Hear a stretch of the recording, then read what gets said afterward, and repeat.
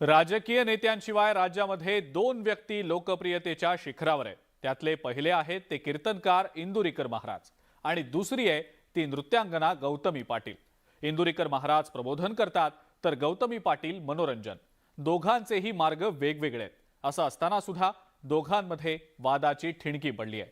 पाहुयात नेमकं झालंय तरी काय।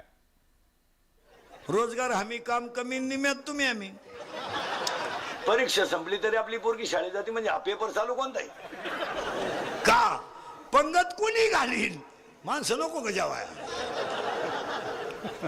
मिश्किल शैलीमध्ये कीर्तन करून उपस्थितांना खळखळून हसवत प्रबोधन करणाऱ्या इंदुरीकर महाराज यांची शैली मागच्या 2 दशकांपेक्षा जास्त कालावधीपासून राज्यातल्या जनतेला परिचयाची आहे।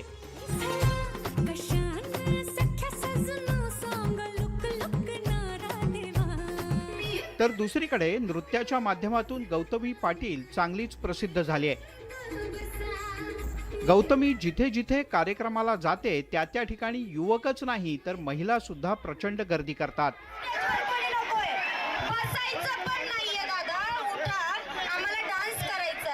अनेकदा गर्दीला नियंत्रणात आणताना पोलिसांची तारांबळ उडते। गौतमीच्या या कार्यक्रमाची इंदुरीकर महाराज यांनी त्यांच्या खास शैलीत दखल घेतली नसती तरच नवल।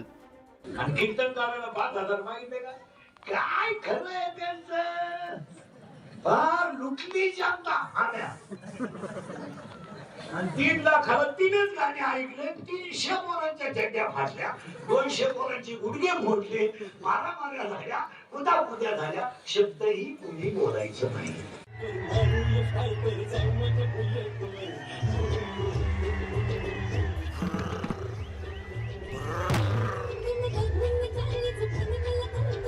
तो पहिल्यापासून तसाच आहे हाणू नका।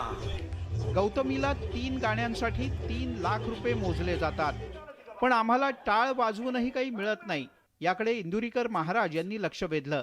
त्यामुळे गौतमी पाटील यावर काय प्रतिक्रिया देणार याकडे सगळ्यांचं लक्ष लागलं होतं। इंदुरीकर महाराज आणि गौतमी पाटील हे दोघेही प्रचंड लोकप्रिय आहेत। या दोघांवर अनेकदा मोठी टीकाही झाली आहे।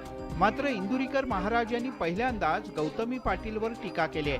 200 पोरांची गुडघे मोडले मारामाऱ्या झाल्या कुदाकुद्या झाल्या शब्दही कुणी बोलायचं नाही। त्यामुळे राजकीय नेत्यांप्रमाणे यांच्यातही शाब्दिक लढाई रंगण्याची शक्यता निर्माण झाली आहे। Bureau report, news 18 Lokmat. आणि या सगळ्या महत्त्वाच्या बातम्यांसोबतच